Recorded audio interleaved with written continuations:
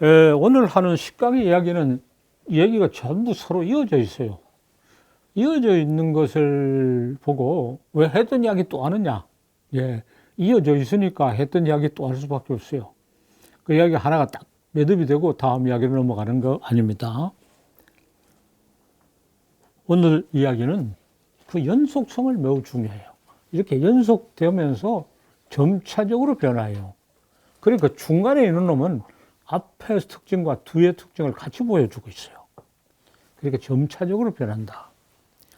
그런 우리는 점차적인 변화를 파악하는 어떤 방법과 논리 이런 것에 대해서 많은 반성을 하고 우리가 이 작업을 잘하고 있느냐 항상 반성 점검하면서 또 토론을 통해서 점검하는 게 중요하다고 말할 수 있어요.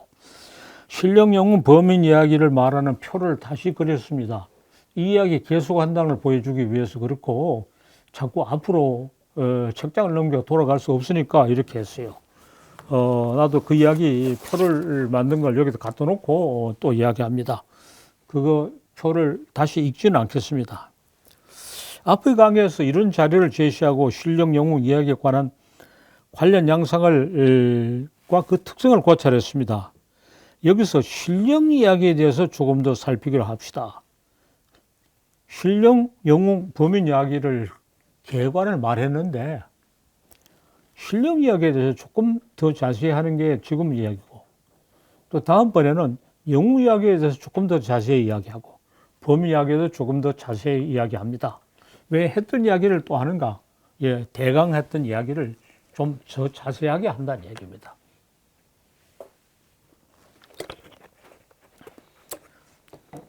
신령 1, 2, 3이 있었습니다. 이제 신령 1, 2, 3을 비교해 봅시다. 앞에서 압축을 너무 했기 때문에 보충 설명을 하면서 논의를 전개시킨다. 신령 이하의 특성을 재론하고 변천을 상론하면서 이제 국제적인 비교를 조금씩 곁들여 나간다. 이렇게 말했습니다. 작전에서 우리 것만 얘기해 놓고 논의하면서 국제적인 비교를 하는 것이 효율적인 방법이다. 아까 우리는 타당성과 효율성을 생각해야 된다고 했어요. 국제적인 비교부터 먼저 하려고 그러면 너무 복잡해요. 그 사안 중에 안 알려지는 게 많아요. 알려지진 거 아는 거 하나 서로 설명하다가 본론을 고치고 그냥 격가지가 너무 커질 수 있어요. 신령 이야기는 우리는 흔히 신화라고 합니다. 신화라고 하면 영웅 이야기나 범인 이야기 어떤 관련을 가지기 어렵기 때문에 갈래 구분이 가지는 한계를 극복하고 갈래를 넘어서는 일관성을 이야기하기 위해서 신령 이야기라는 용어를 사용한다 하는 걸 다시 밝혔어요. 용어 선택도 그 작업의 특성에 따라서 신화를 할 것인지 신령 이야기를 할 건지 선택해야 돼요.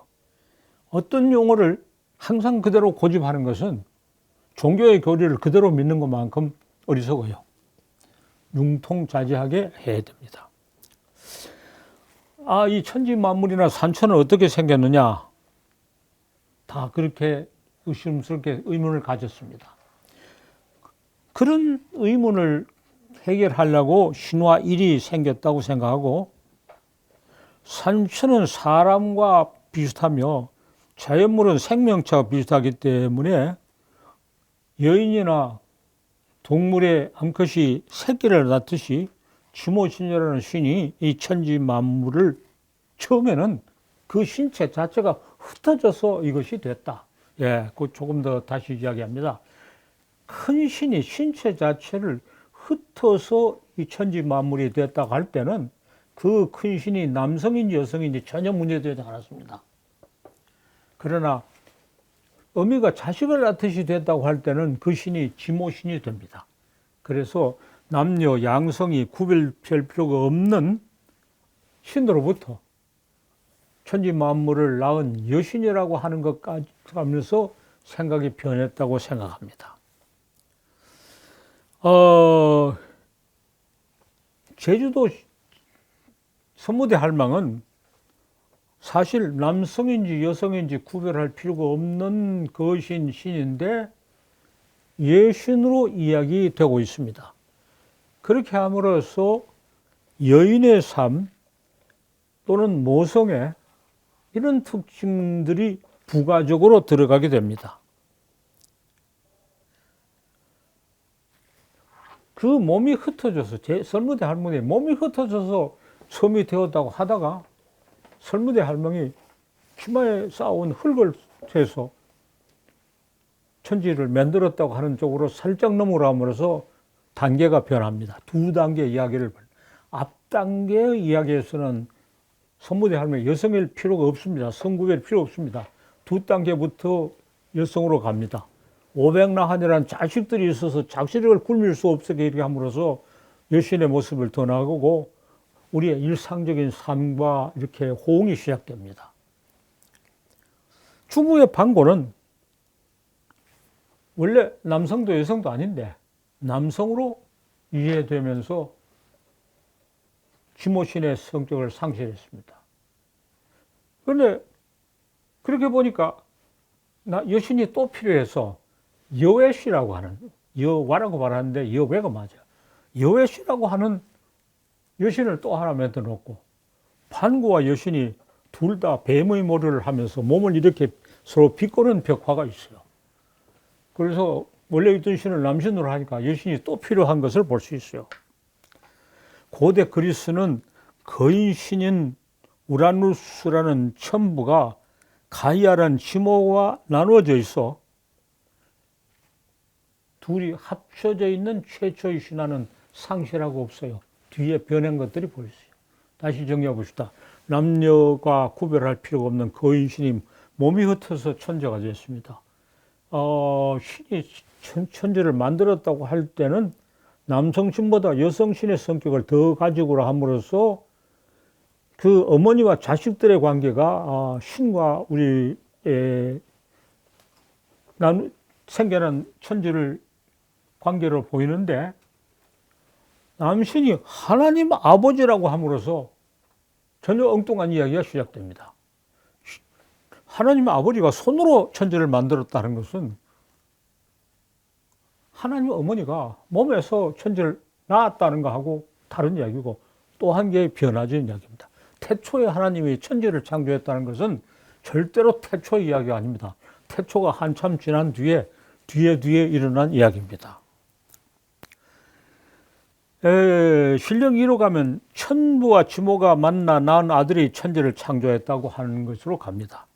그러니까 천부도 있고 지모도 있어야 되는데 천부가 자기 손으로 천지를 창조했다고 하거나 지모가 몸에서 천지창조를 이렇게 산출했다고 하도 그러니까 둘 다 우스우니까 둘이 만나는 아들이 천지를 창조했다는 쪽으로 가는 것이 그 변화에 매우 순조로운 순서입니다. 우리 경우에도 하늘에서 내려오는 천지왕이 지상의 청맹부인과 만나 대배란 소비라는 아들을 낳았는데 둘이 천지를 창조하는 작업을 하다가 둘이 다투고 부정이 게재돼서 인간 세상은 아주 부정통이다 이렇게 함으로써 우리의 일상적인 현실적인 경험이 더 많이 개입하게 됩니다. 그러니까 신의 이야기가 이제 인간의 이야기로 범인의 이야기로 술술 다가오고 있습니다. 그래서 신령 2에서는 신령들이 가족 관계를 가지고 있습니다. 처음에는 가족 관계 같은 게 없었죠. 이제 홀로 성교를 받던 여신은 사라지고 천부 하위에 지모가 등장하고 이런 단계에서는 천부와 지모가 또는 그 낳은 아들이 천지를 창조하겠다 할 때 그 천지는 눈앞에 보는 산천초목이 아니라 천재라는 추상적인 개념이 등장합니다. 천재라는 추상적 개념이 등장하고 추상적 개념에 사람도 거기 포함됩니다. 그리고 사람이 포함된 아니라 인간 세상이라는 개념이 등장합니다. 인간 세상의 질서라는 개념이 등장합니다. 그러니까 대배량, 소배량 사이에 뭐 부정이 끼어져서 이 세상에 이렇게 잘못됐다고 할 때는 인간 세상이라는 개념이 들어가고 그게 부정이라는 개념이 들어가면서 좀 더 추상적인 의미에서 창조 작업이 것이라는 걸 볼 수가 있습니다. 너무 또 간단하게 말했죠. 지금 말한 것을 외국의 많은 사례를 들어서 정리하면 아주 좋은 연구가 되는데, 이런 이야기의 어느 부분은 뭐 수없이 많아요. 근데 전체가 이렇게 연결되어 있다고 하는 것에 대해서 이렇게 정리한 것을 나는 보지 못했어요. 내가 역사적인 통찰력을 가지고 정리를 하고 있습니다. 했다고 하는 게 하고 있어요. 하고 있으면서 이 작업을 토론을 통해서 다지고 더 진전시키고자 하는 겁니다. 그러고 보면 처음에는 신령 1만 있다가 신령 2가 등장했습니다. 그리고 신령 2가 등장함으로써 배타적인 권능을 가진 무당이 복잡한 노래를 부르게 됨으로써 신령 2가 더 나타나고 창조의 성격이 변화하고 있습니다. 처음에는 모든 사람이 대등한 자격을 가지고 누구나 궁금해서 하는 얘기가 무당이 특별한 권력을 가지고 하는 이야기로 되면서 천지의 내용이 더 복잡해지고 이야기가 보통 사람이 기억하기 어려울 정도로 이렇게 분화되고 전문화되는 것을 볼 수가 있습니다. 고대 그리스에서는 첨부와 지모 사이에 태어난 자우스가 부모를 주기로 패권을 장악한 해서 거인의 시대를 종식시키고 신들이 새롭게 세상을 다스렸다고 하는 얘기가 아주 선명하게 전해지고 있습니다. 이것은 1에서 2로 이행한 신령 이야기 1에서 2로 이행한 내부의 변혁을 보여주고 있습니다.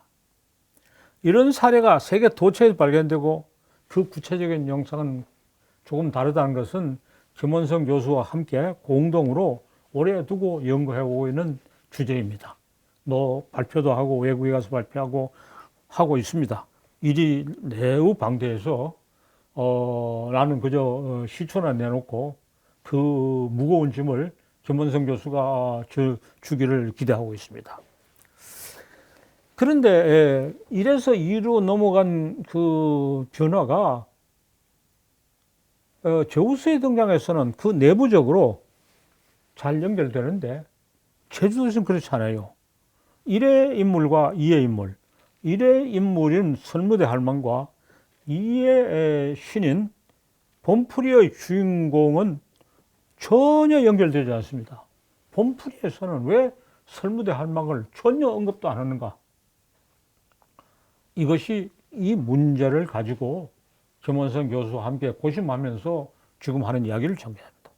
자, 그리스의 경우와 제주도 경우는 1에서 2로 넘어온 거는 같은데, 1은 제주도, 그리스에는 1을 무너뜨리고 2가 내부에 생겼어요.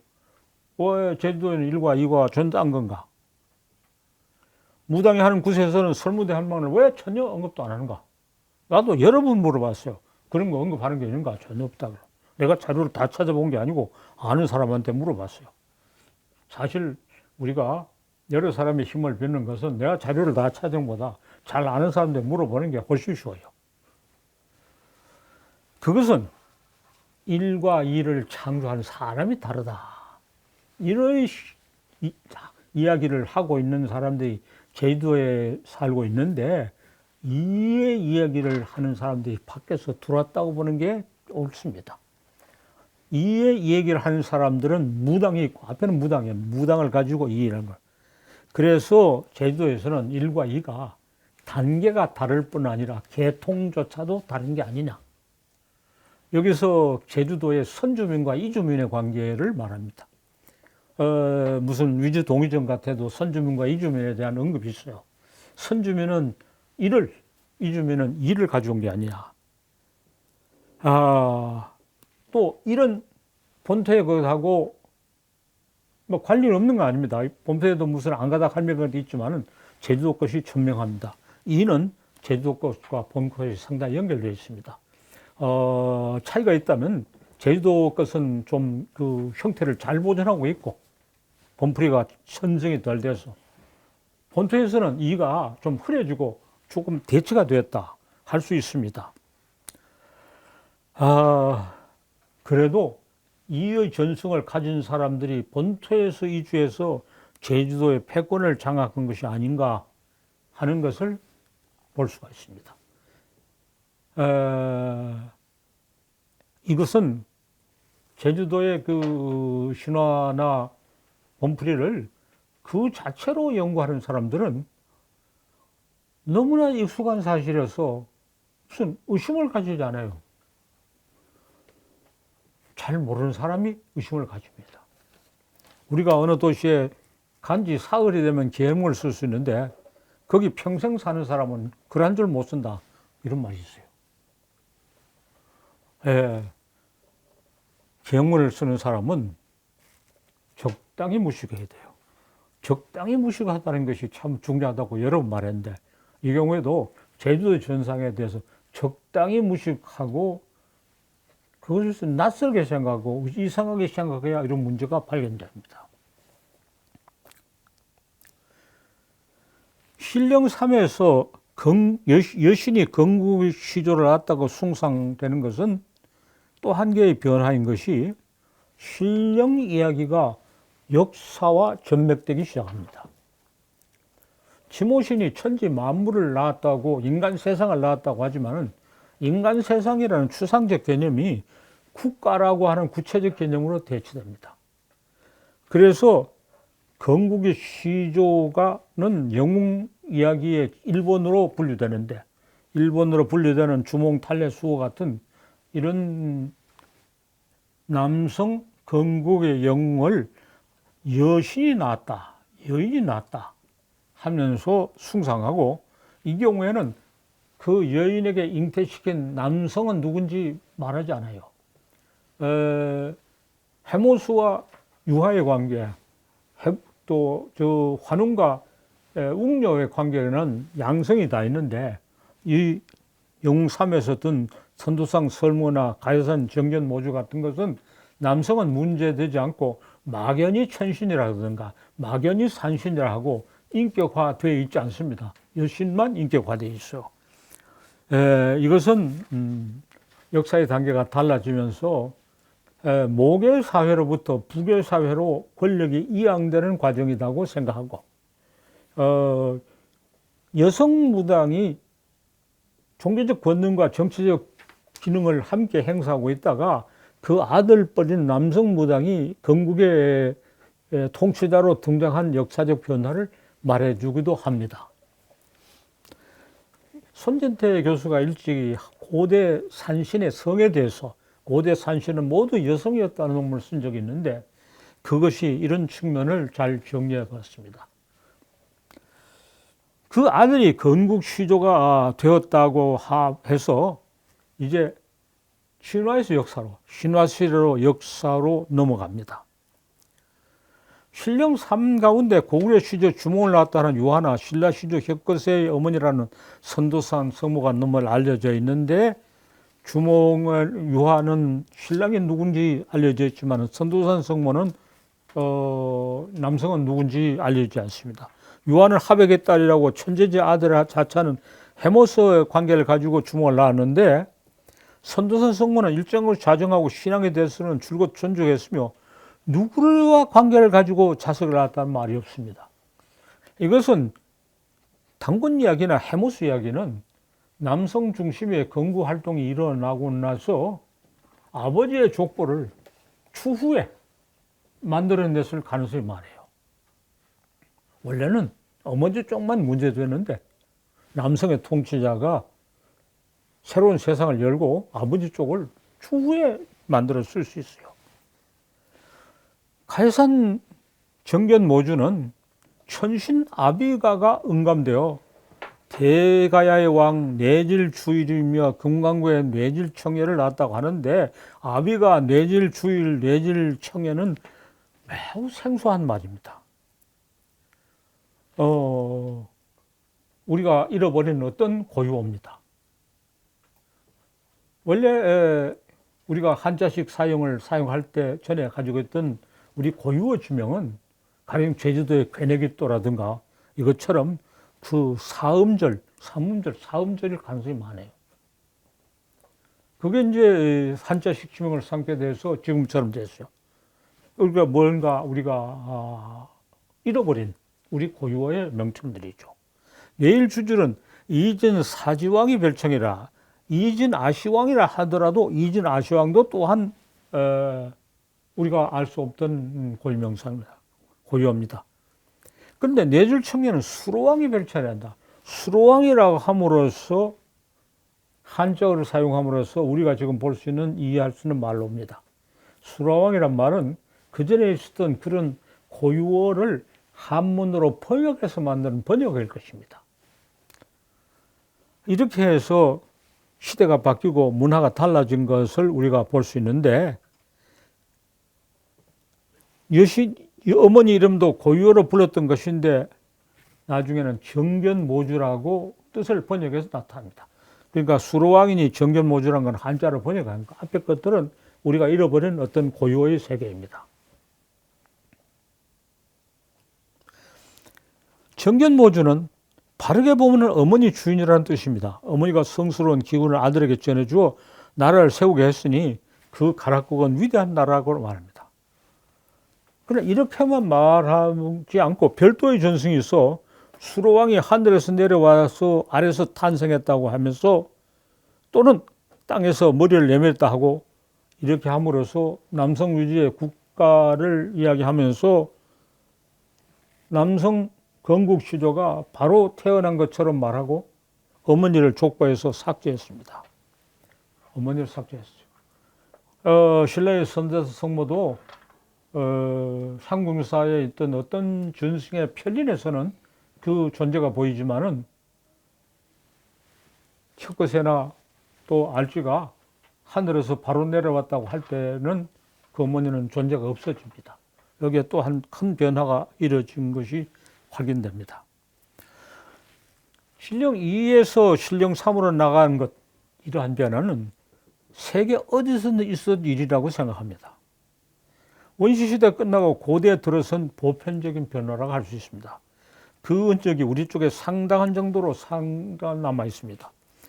다른 곳에서는 신화를 허공했던 상상으로 여길 때 우리는 신화가 역사의 문학이며 상상의 현실인 전승을 이으면서 재창조 왔습니다. 이게 우리의 자료들은 그런 세계에 있어서 신령의 역사가 세계에서 어떻게 전개되느냐 하는 그런 세계사적 전개, 세계문학적 전개를 이야기하는데 지극히 중요한 자료다. 여기다가 우리가 발을 치고 이것을 출발점으로 삼아서 많은 비교용을 통해서 세계로 나갈 수 있다. 이렇게 말할 수 있습니다. 여기서도 이제 또 우리가 작업을 그냥 무조건 부지런하게 할 게 아니라 얼마나 타당하고 유용하게 하느냐에 대한 반성이 항상 필요가 합니다.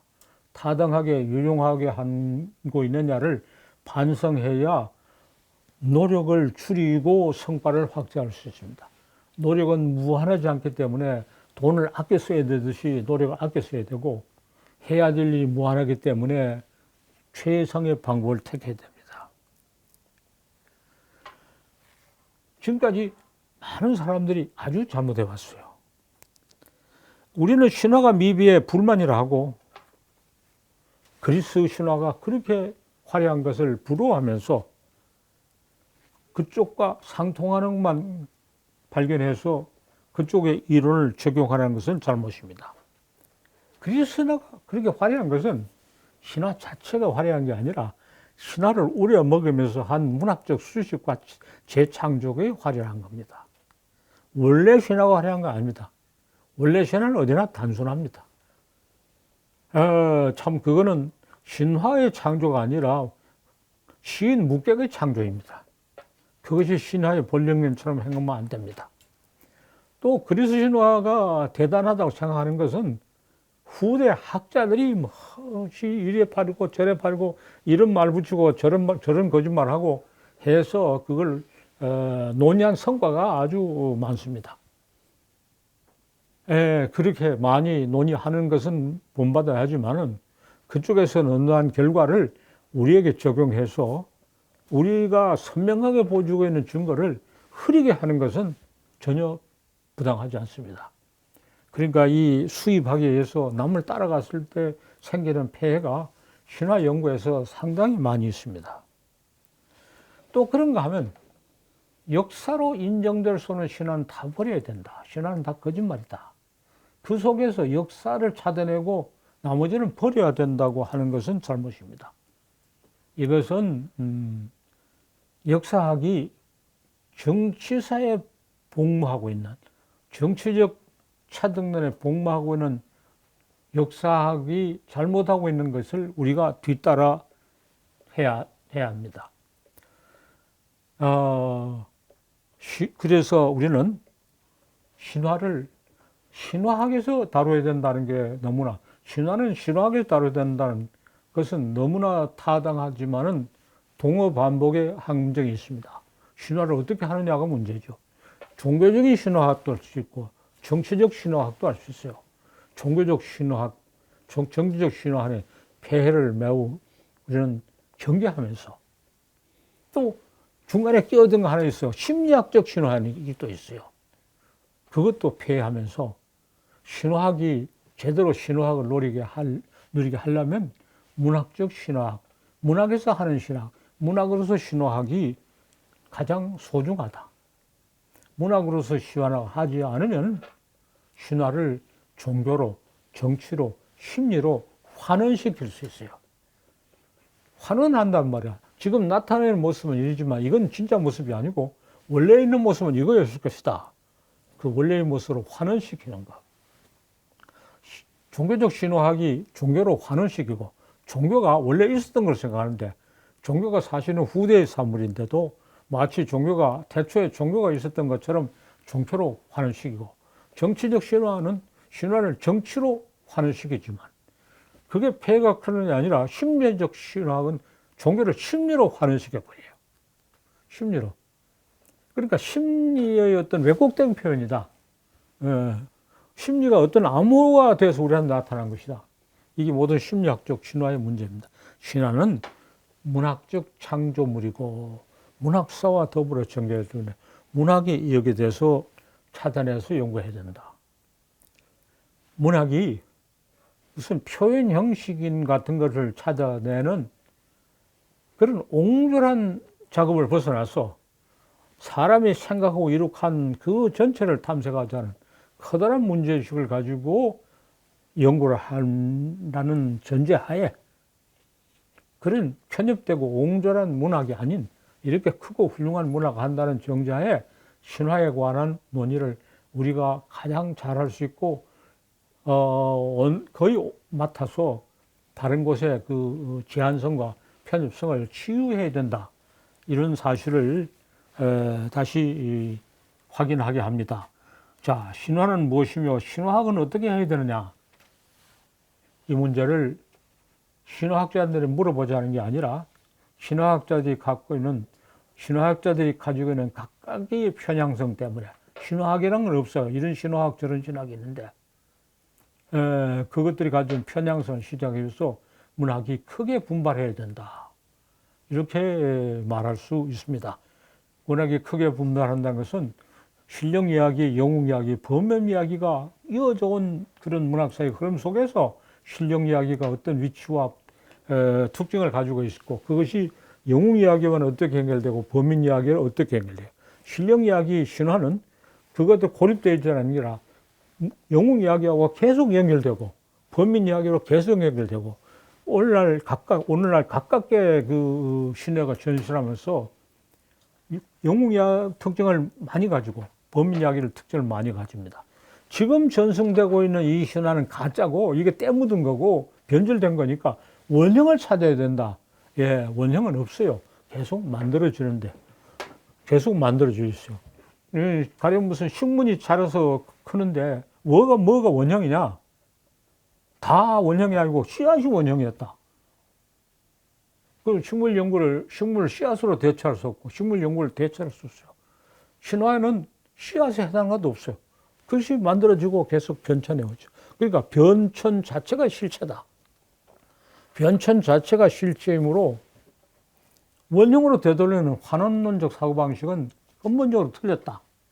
그러니까 환원론적 사고방식이나 이론이 하나하나 틀렸다고 우리가 입증하고 그 각계 전투를 하는 수많은 그 노력을 낭비하지 말고 변천 자체가 존재이므로 환원은 불가능하고 의미가 없다. 그렇죠? 변천 자체가 존재인데 무슨 환원이 있는가? 변천 자체가 실체라고 말하면 신령 이야기는 영웅 이야기와 범인 이야기의 관계 속에서 존재하는 것이다. 신령 이야기가 끝나고 이게 시작된 게 아니다. 그냥 맞물려서 놀고 있다. 신령 이야기, 영웅 이야기, 범인 이야기를 다 다룰 수 있는 거 문학밖에 없어요. 다른 쪽에서는 신령 이야기는 따로 분리시키려고 하고 이것도 따로 분리시키려고 해요. 거기서 매우 큰 착오가 저질러진다. 남들이 착오를 저질러서 뭐라고 떠든 것이 좋다고 그거 가져와서 문학에다 적용하고 써먹으려는 것은 매우 잘못됐습니다. 우리가 크고 중요한 일을 하고 있는 걸 모르고 남이 하지 않은 일을 본받아서 우리를 낮추는 것은 참으로 어리석다. 이렇게도 말할 수 있어요. 자, 토론으로 들어갑시다. 아까 선생님께서 탐색의 모두에 말씀을 주셨을 때 말은 굉장히 쉽게 하지만 어렵고 복잡한 문제를 다뤄야 한다는 말씀을 주셨고, 또 하나는 말은 어떤 의미에서는 가장 선명하게 해야 된다는 말씀을 주셨거든요. 근데 저는 오늘 막 너무 충격을 받았습니다. 그러니까 이제 그럴 것이다 하는 추정만 막연하게 했었는데 선생님께서 이게 탁 단칼에 휘어잡으셨거든요. 근데 그 속에 가장 중심에 놓여 있는 것의 핵심이 변천 자체가 있는 것이지, 그 환원시키는 원형이라는 게 존재하지 않는다. 이제 그만 쓸데없는 공부해라는 말씀이시거든요. 뭐 이루 말할 수 없습니다. 이게 충격이. 근데 이제 제가 너무 깊이 그동안 자료에 함몰해 있었고 세계 전체를 알았다 하지만 거의 연구자들의 그 업적을 너무 집요하게 파고 들어가서 이렇게 지금 미망에 빠졌었는데 오늘 말씀을 주신 걸 가지고 크게 깨우칠 수 있습니다. 그리고 힘도 받게 됐고 밝은 지심을 가지게 됐습니다. 제가 이제 여쭤보고자 하는 말씀은 지금 다 그럴 것이다 하지만 그걸 이제 명확하게 정리하자면 일반 신화하고 무당 신화, 더 나아가서 그것을 떠난 또 다른 평범한 이야기들도 여기다 이제 갖다 붙여야 되지 않겠습니까? 그래서 신화를 벗어나게 된 건데 신화의 유산으로 이거를 지속적인 관계를 가지면서 연결시키려고 하시는가요? 아니면 이거를 전체 구분하지 않고 통째로 그냥 이야기라고 하는 서사에 쓰게? 예, 거기서 신화만 따로 분리시켜서 이야기하려고 하면 다 틀려요, 이야기가. 그냥 이어져 있어요. 신화와 신화 아닌 것이 이어져 있다. 신화와 신화인지 아닌지 걸 이어졌다면 너무 추상적이기 때문에 신령 이야기가 범인 이야기, 영웅 이야기, 범인 이야기 이어졌다고 말해요. 그런데 신령 이야기는 따로 떼내서 보려고 하면 틀린다. 잘못 보게 된다. 그러면 신화학은 따로 없다. 신화학은 따로 없다. 이렇게 봐야 돼요. 그러니까 신화학이 따로 있다고 하면 신화의 특수성을 말하려는 모든 노력은 장님 코끼리 더듬은 한 가지 더듬어서 한 이야기야. 그것이 참고가 되지 않은 건 아니지만은 부분만 봤어요. 그러니까 신화는 따로 없다는 말보다 신령 이야기는 영웅 이야기, 범인 이야기가 그냥 맞물려 이어져 있다. 그러니까 변천 자체가 실체다. 이렇게 봐야 되죠. 변천 자체가 실체라는 것을 밝혀서 신화학이 따로 있고 신화학은 뭔가 오묘한 이야기를 한다고 하는 미망에서 벗어나야 된다. 지금 우리가 하는 공동작업도 언젠가 우리 김원성 교수가 큰 책을 써서 완성하길 바랐는데 이런 견해가 책 전체에서 그냥 맹맥이 흘러야 돼요. 중간에 막 정신 못 차리고 들어갔다가 잠깐 생각해보니까 내가 잘못 갔구나 이렇게 안 돼요. 글 쓴 사람이 책 쓴 사람이 혼란 일으켜 놓고 독자 보고 정신을 차리라는 거는 말도 안 돼요.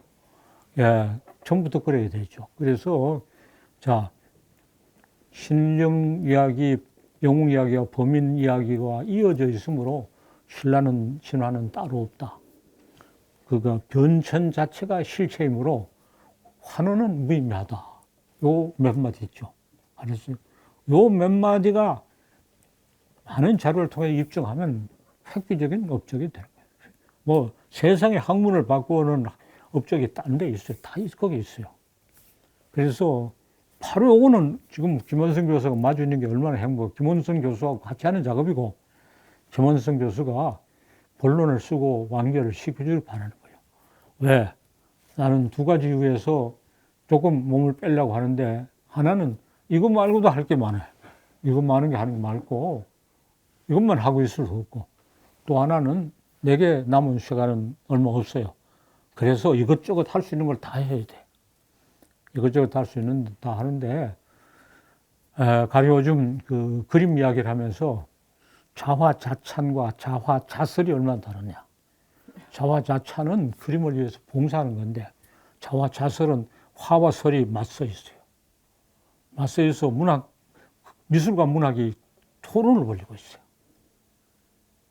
그러니까 미술과 문학이 토론을 벌이면서 하나가 되는 그것은 새로운 예술 형태다. 자화자찬하고는 전혀 차원이 다른 거다. 그리고 유튜브가 생긴 이후로 독자적인 예술을 하나도 내놓지 못하는데, 이건 최초로 내놓는 독자적인 예술이다. 그림과 문학의 토론은 유튜브 매체에서만 가능하다.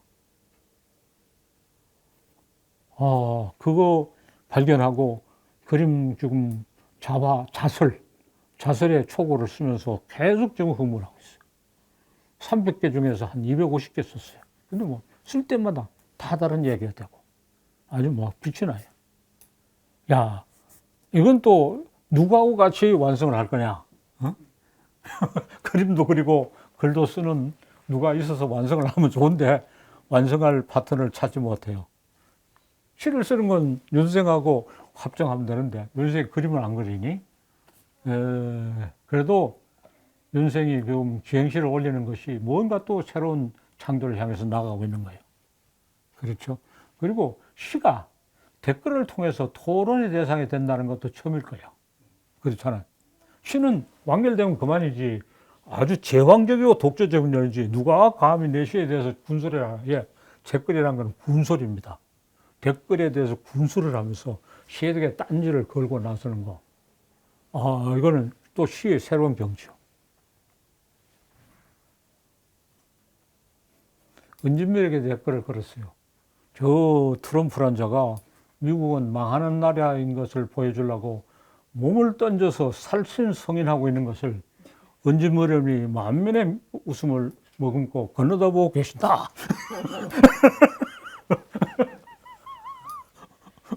예, 이런 댓글을 또 누구도 쓰고 누구도 쓰면 시도 완전히 새로운 세계가 돼요.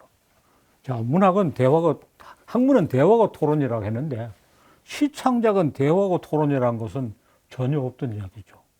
시창작도 대화고 토론이다. 그래서 나의 시가 우리의 시가 된다. 시발점을 우리 윤동재 시인이 마련하고 있는 게 아니라.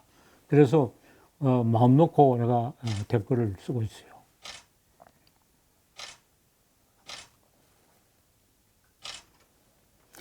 우리가 그 학문의 새로운 영역, 예술의 새로운 형태를 개척한다는 것은 매우 보람입니다. 그런데 옛날에 그런 새로운 것은 아주 고답적인 상하타고에서 고가게 했는데 우리는 누구나 다 참여하는 이 광장 속에서 할 수 있다는 거. 그러나 이 신령 이야기는 누구나 참여하는 광장 속에서 하기에는 너무 사안이 복잡하고 개개의 사실이 일반인이 쉽게 이해할 수는 없어요. 외국의 사례를 많이 들어야 되니까 어려워요. 그러나 기본 발상은 쉽게 할 수 있어요.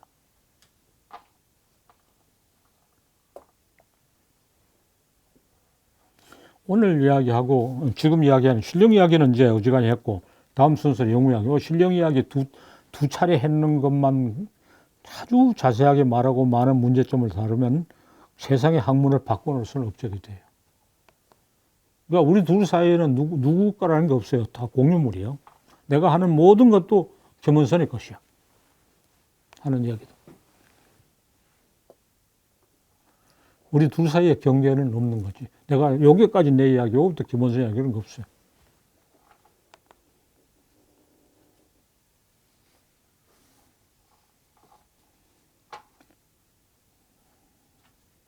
외국의 사례를 자세하게 하려면 끝이 없으니까 적당한 선에서 마무리를 하고 전체를 전개해야 되고 그리고 우리 것을 더 자세히 이야기해. 그러니까 책 전체에서 우리 것을 이야기하는 게 반 정도 차지하고 비교론이 반 정도 차지. 우리 것을 자세히 이야기하는 것도 나는 아직 많이 모자라요.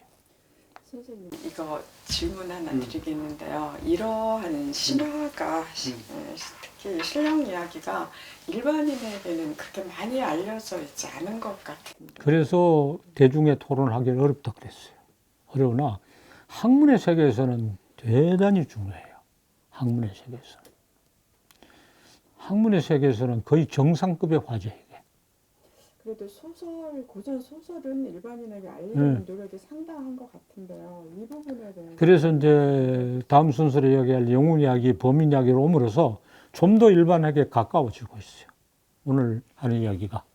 휴식 후에 할 이야기 두 토막은 우리 범인, 우리에게 더 가까워지고 있어요. 그러나 지금 신화이라는 것은 이거는 세계 학문의 정상을 달리고 있는 거예요. 하여튼 신화학에 대해서 자기 일과견을 펴면서 세계 최고의 학자로 행세한 사람 많이. 가령 레비투스트로스니, 드메질이니, 또 뭐야 그 누구죠? 그 종교학자 그거 엘리아데, 드메질, 레비스트로스 세계 정상을 날리는 사람들은 이 신화에 대해서 지가 일가견을 가진 걸로 그냥 목에 힘주고 해만다고. 그리고 하면 칼 융도 그렇지. 융도 그렇고 다 그게 그 세계 학문의 정상들이요. 뭐 난공불락의 우상들이라고요. 그냥 난공불락의 우상들이 가만 보면 다 헛소리예요. 난공불락의 우상이지. 드메질, 레비스트로스, 엘리아데, 융 이게 다지. 뭐 이런 그 정상대 학자들은 영매에서는 안 나와요. 다 불란서 엉터리에서 나와요. 그 사람들이. 유럽에서 나오죠.